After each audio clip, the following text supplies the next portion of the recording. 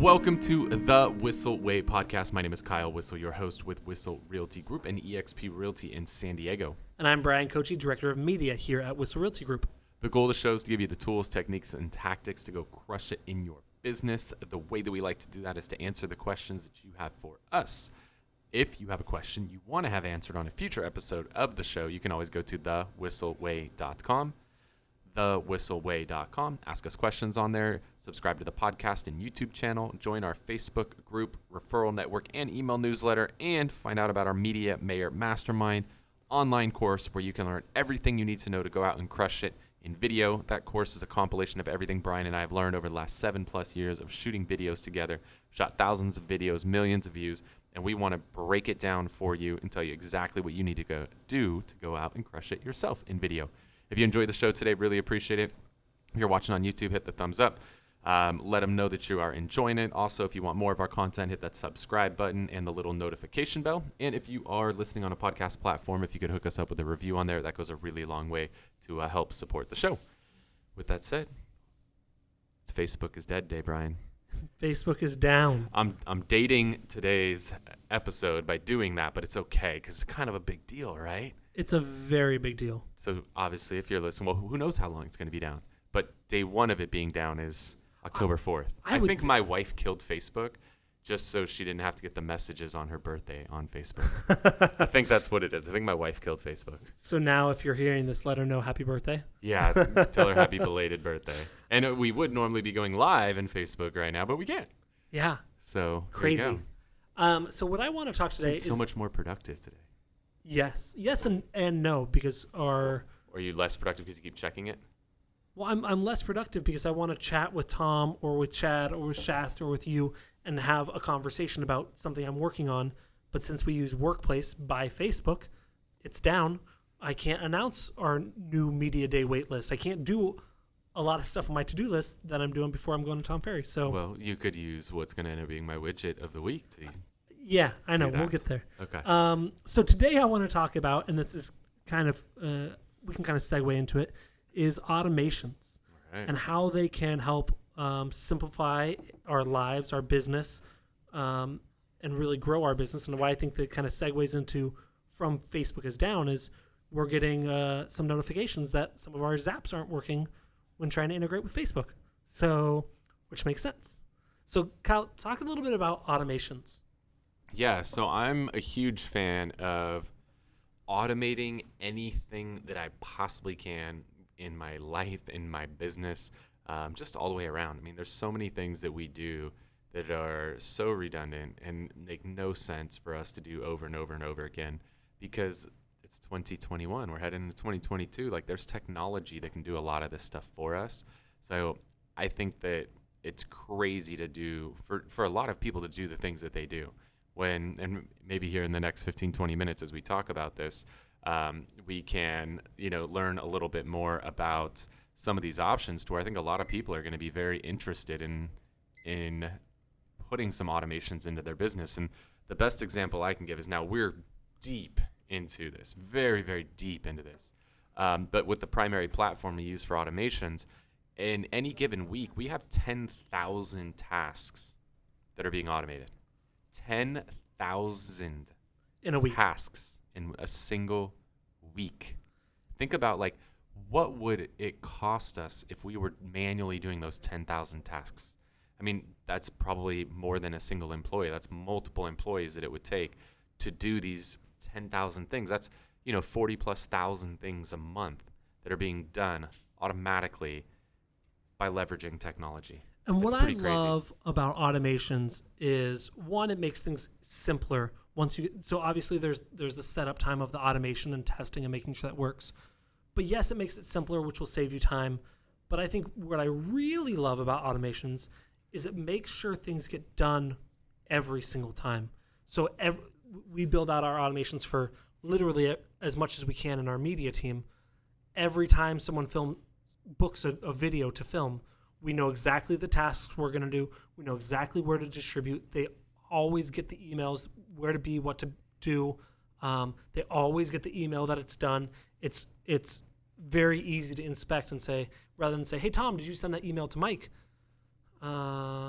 now I can check, yes, the automation automatically went out when he hit done. And so that's one thing that I found really helped me, because I always built these great systems and these great plans, and they would be great until I got busy, and then I would skip steps 6 through 13 because I had to go to the next one, step 1. Yeah. And they're done more accurately because you're removing the element of human error, right? If you think about the best example I can give is cars. Like, the accident rate on Teslas is substantially lower than cars that don't have autopilot. Why? Because human error. Yeah. There's a lot less human error when a computer's driving your car. But you get rid of that, and now it's up to me. And I could just get distracted. I could cough. I could sneeze. I could drop something. My kid could be screaming. I mean, there's a million things that could distract me from doing what I need to do on the road. So there's a reason that Teslas get in far less accidents than any other car on the road, because you actually are removing a lot of that human element. And same thing in your business. If you can remove the human element, you can get things done not only faster, but you can get them done cheaper and more accurately.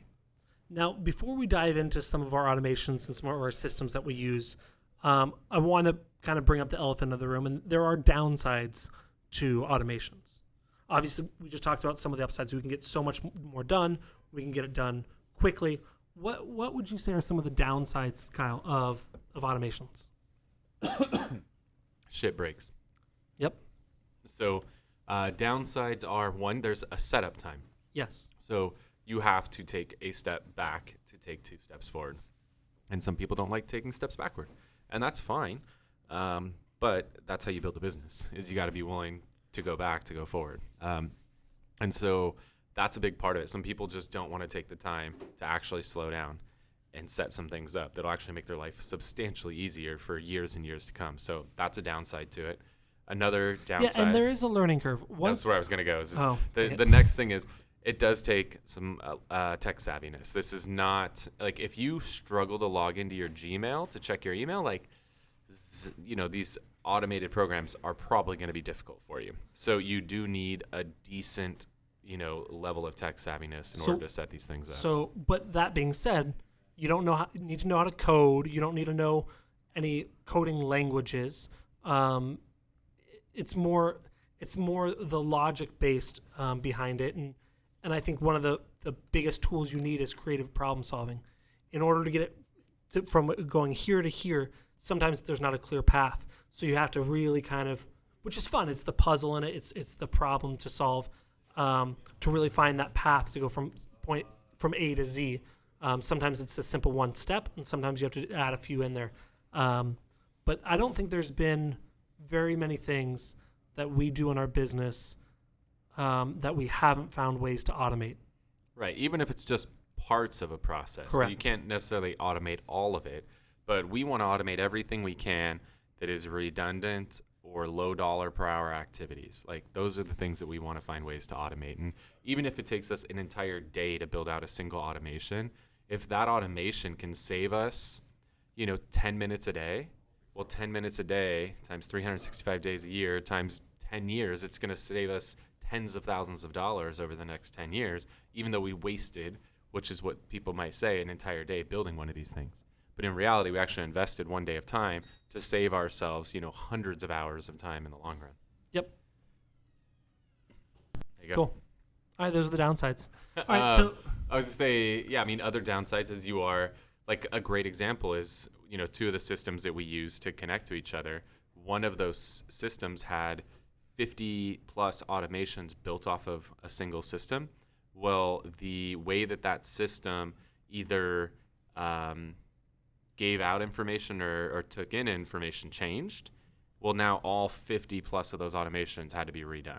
Now, did they have to completely be deleted and built from scratch? No, but there were some changes 50 plus times that had to happen to fix them all based on this change that happened. So things like that could happen, right? You start to build a level of dependency on these things, and then shit breaks, and now you're kind of scrambling because you don't even remember. Sometimes you built one of these automations 5 years ago, you didn't even remember how the hell it works, and it breaks. You're like, oh shit, I got to go back and redo this, and I don't even remember how I built it. Why did I build it this way? Wait, this doesn't make sense. Because now you build it a totally different way because you actually learned how to harness the power of these systems a lot better. So I mean, that's a downside to it for sure. Yeah, and just to note on that one specific incident, there was a fairly massive. It wasn't quite an outage. It was it was just a fuck up. That type of thing doesn't happen often. It's not like, oh, every time they update their system, this happens. That was a massive fuck up, is what it was. What did they actually do? They changed their integration with Zapier, and instead of making a new version and having the old one be legacy, they just changed how the current version interacted, and so it messed up all the fields, and all the field mapping was gone. Got it. But if you're watching and you guys don't use Monday.com and Zapier, then that didn't make any sense. But if you do, then that made total sense. Got it. Okay. So now we talked about why automations. We talked about some of the downsides of automations. We talked about some of the upsides of automations. What are some of the systems that we use to automate, and what are some of the tasks that we use to automate? Yeah, I mean, the holy grail of automations is a system called Zapier. It's not Zapier. I'm sorry. Like, I don't get it. Like, how do you read that and read Zapier? It just makes no sense to me. It's called Zapier, guys. Zapier.com is really the OG in the space. Although I don't know actually who came first, IFTTT or Zapier. I think IFTTT is the first one I heard of. We should look up which one. If you're listening or watching right now and you know which came first, IFTTT, which stands for if this then that, or Zapier. I'm actually really curious which one came first. But they both effectively have the same premise: is they connect multiple systems together and say, if this happens, then do that. And then they've gotten more and more intelligent over the years to where you can do a lot more with them. So Zapier is the hub really of all integrations. It just is friendly with all of the different systems that are out there. There's more integrations possible with Zapier than anything else out there. Now, are there some things that Zapier can't do? Yeah, and then you might have to use another system here and there because it doesn't integrate with Zapier. But Zapier, for the most part, is going to be the gold standard of integratable platforms. And there's definitely workarounds if Zapier doesn't integrate directly. Again, if you want to find a way to automate it, you'll be able to find a way 99% of the time. Okay. Cool. Yeah, so Zapier is great. I mean, what's cool with Zapier, you could connect 2 systems together. You can connect 5 systems together if you really wanted to.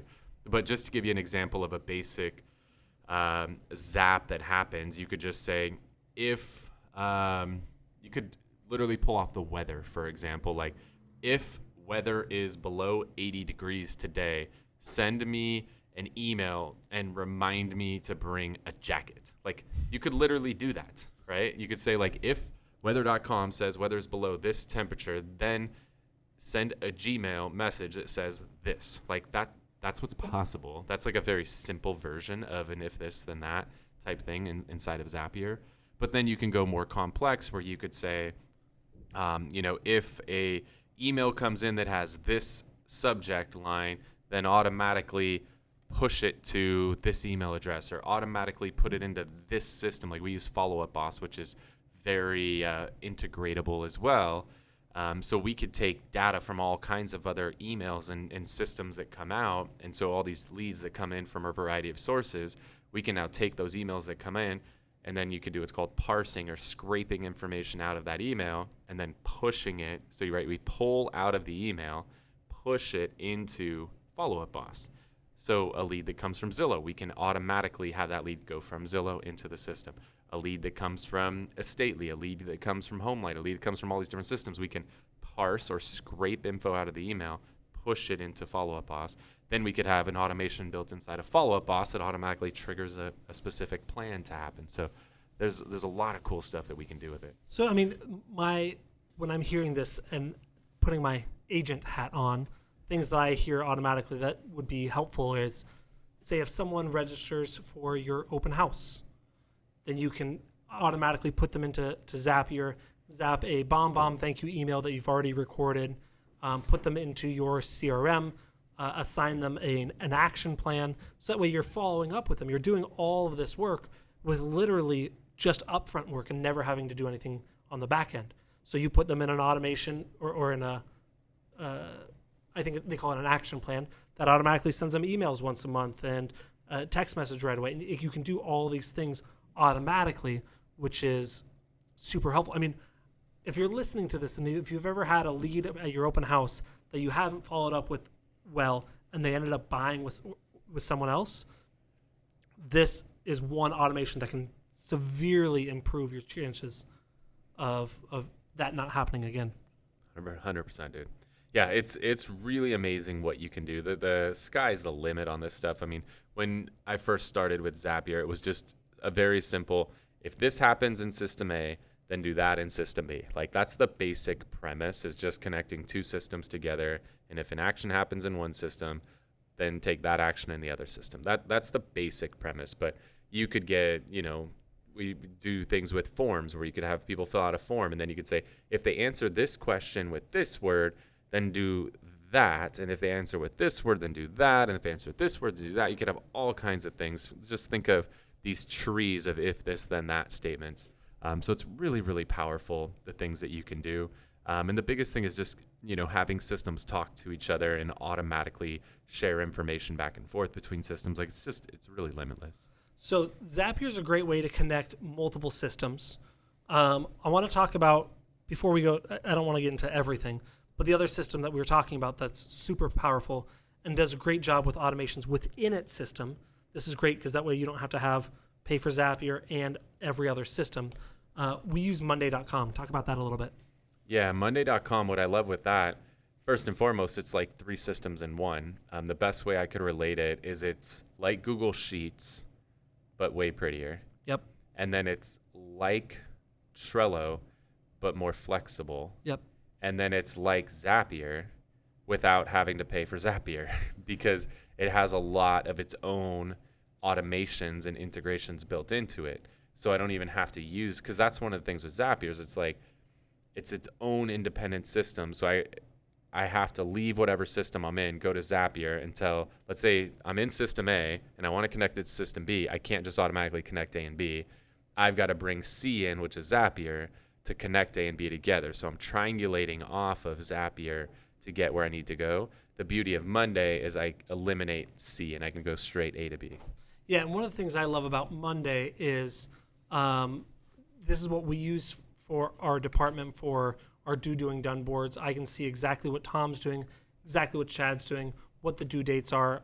It's all built there, and we have automations to where, again, using a bunch of different systems, we can do that, or all live in Monday and just see, we have our doing done, we have all of our leadership boards in there.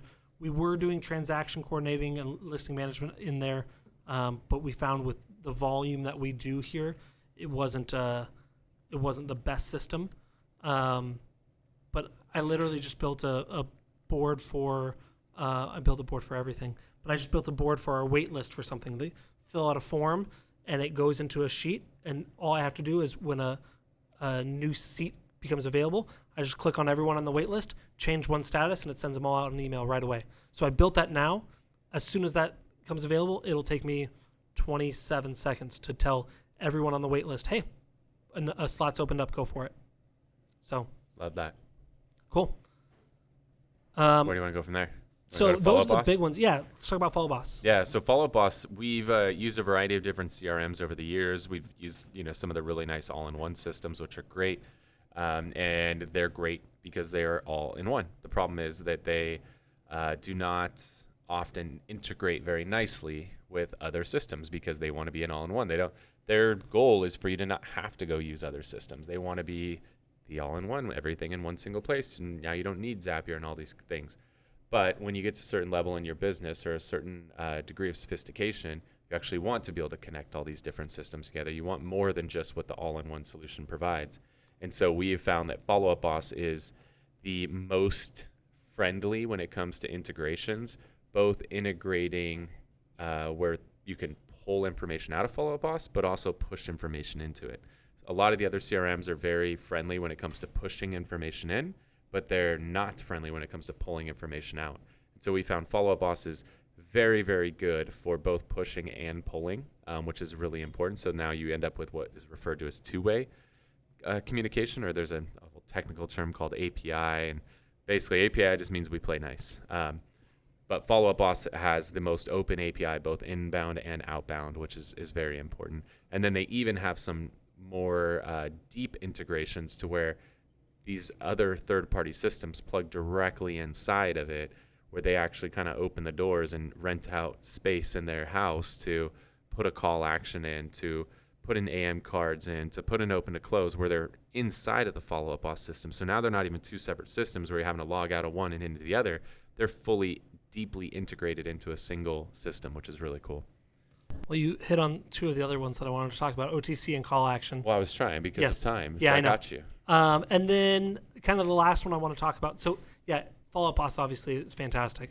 And the last one is kind of maybe the simplest way to kind of play with automations. And it's something we've talked about as a widget of the week several times throughout this podcast, but it's text expander. So using a very simple keyboard shortcut to give you a longer text with it. If you really play with it, that you can have some empty fields and they can enter in today's date or time. I don't know, it's really cool. But text expander is a great kind of entry level into, let me try some cause and effect. Well, we'll go two different layers on that. So there's the initial layer, which built into an iPhone, and maybe Android will have this in a few years. There's a text replacement feature built into. I think it was an Android first, to be honest. There's a feature on iOS called text replacement, and you could basically say, if I type this in, then change it to that. So, for example, maybe there's an email address that you use a lot, and you don't want to have to type the whole email address in every time. Like, I want info at Whissel Realty. I don't want to have to type that over and over. I just did .i automatically changes to info@whisselrealty.com. So it saves me, right? That's an automation. .i automatically change it to info@whisselrealty. Like, that's an example of it. The built-in text replacement on iOS is good, but not great, because the problem ends up being that you can't do large fields. You can't have spacing and paragraphs and stuff like that. It's just going to be one long run-on sentence. And then that's where a paid service like Text Expander starts to become handy, because now you could literally have this gigantic like email that has all kinds of punctuation and spacing and a certain way that you want things to display, as opposed to one giant run-on sentence. Yeah. That's that. There you go. So automations, we literally run our business on it. It's probably saves us from having another dozen Zapier employees. alone is at least 10,000 tasks in a single week, every week. And I'm curious to know what we do with Monday.com. It's a ton. Probably equal. Yeah. So it saves us from hiring multiple employees, whether they're international or here in person, which is just saving us massive amounts of money. And again, it makes sure your shit gets done correctly every time. You have to proof it once. You have to build it once. And then as long as nothing breaks, which stuff breaks sometimes. It's like when I don't remember that fancy term when it's more than just dominoes, but when you put a bunch of contraptions together and you start it and it goes around and around, and it's called a something effect. There was a game called Mousetrap. Mousetrap. That was one of those. But it's like Mousetrap, right? You have all these things set up, and then you hope when you hit the first button, like all the things happen, and then it ultimately traps the mouse. I know it's not. It's something like, and I know it's not like a Rorschach effect. Just keep trying. Keep trying that on. How do you say it? I have no idea, but I just want to watch you try this. Whatever. Fuck it. It's like dominoes. Theory. Dominoes is a good example, though, where you set up a bunch of dominoes and they go around and maybe they go up and down things, and then you hit that first domino and you're just hoping all the dominoes fall. And when they all fall, it's a really good feeling. That's how it is when you set up like a Zapier or some of these automations, is put a lot of work into them, and you hit the first one and everything falls down exactly as you plan. Like, oh, it's like the best feeling. Yeah, like, that doesn't happen too often. You legit get a high off of it when a Zap works all the way through for that first time, because once you've built it, you only had to build it one time, right? So now you're not having to do this over and over and over and over again. Cool. All right. I love it. Well, hopefully you guys are getting value out of the show today. Again, if you're watching on YouTube, make sure to let YouTube know, hit that thumbs up button. Also, if you want to get future episodes of the show, you can hit the subscribe button along with the little notification bell so you get notified when we do drop new episodes. And if you are listening on a podcast platform, if you could hook us up with a review, it would be greatly appreciated. If you have questions you want to have us answer on a future episode of the show, you can always go to thewhisselway.com. thewhisselway.com. Subscribe to the podcast YouTube channel, join our referral network, Facebook group, email newsletter, and get dialed in with our Media Mayor Marketing event, mastermind event, where you can get everything Brian and I have learned in 7 years of creating videos together in a nice little package, and get ongoing videos that you could shoot every single month. We give you the video, an example, the subject lines, the outline, the script. We give you everything so you can just literally copy exactly what we're doing. Make your job a lot easier so you don't have to come up with what to shoot. We're going to tell you what to shoot. Looks like Facebook is up. Is Or it? at least work chat. I just got a Like message. 500 of them. Dang it. Well, the ride is over. All right. With that said, we want to wrap by going into our Whissel widget of the week. This is something we use in our business. It saves us time, makes us more money, or just helps us have more fun. What do you got for us, Brian? Mine is something that I've been trying to find a good system for a long time. We do a lot with business interviews. We do a lot of interview type videos, and sometimes we want to do it with our phone. So we've tried kind of using what we have for our big cameras and kind of matching it to our phones, but then you just have a bunch of shit hanging off your phone. It's really kind of frustrating. So I found, finally, it's by a company called Comica, or maybe Comica, I don't know. But there are these, it's a microphone system that just plugs into the bottom of your phone. So this is an iPhone version here, but you have 2 microphones that you can just clip on your shirt, or you can plug a mic in. I can have one, Kyle can have one. I plug it in the phone. We don't have a bunch of stuff hanging off the phone. And they work pretty well. I learned that they only check one audio source. So if one person's really loud and one person's really quiet, it's not a great system. But knowing that moving forward, trying to make sure we match audio volume is going to be helpful. But yeah, these are the Comica, the Boom XD microphones. And it was about $200 for this system, which is pretty good. 2 microphones, 1 receiver, and works with the phone. I'm pretty impressed with it. Yeah, that's been solid. How much did you say it was? About $200. So worth it. It's Yeah. so easy. Yeah. Yeah, it automatically works. It's like It automation. I mean, literally, in order to use my other microphones, I would have to have an adapter and then another Wires adapter. and all kinds It's of shit, hanging from the yeah. phone. You can't use, a gimbal with it because it was just ugly and it was complicated. Well, because Facebook broke today, I think we're going to leave Facebook and Workplace. Thanks a lot, Facebook. Yeah, it's all your fault. So yeah, we've been using Workplace for a long time for our internal communication system with our team. It's been very good for us for a long time, but as we get bigger and bigger and bigger, we're up to over 80 people in our organization now, and we expect that to continue to grow in the months and years to come. And as a result, we've just outgrown the system because we have way too many conversations that are happening. It's impossible to keep track of things. There's too much noise, and what happens when you have too much noise in your internal communication system is people just check out. And we can't afford that. Tom's over here saying, yep. Yep, as everybody in the room shakes their head. Yep, all right, acknowledges it. Yeah, that's the problem is there's too many conversations that are happening. So we are going to be moving over to the gold standard for team communication in a service called Slack. There's millions of companies across the world that are using Slack as an internal communication system.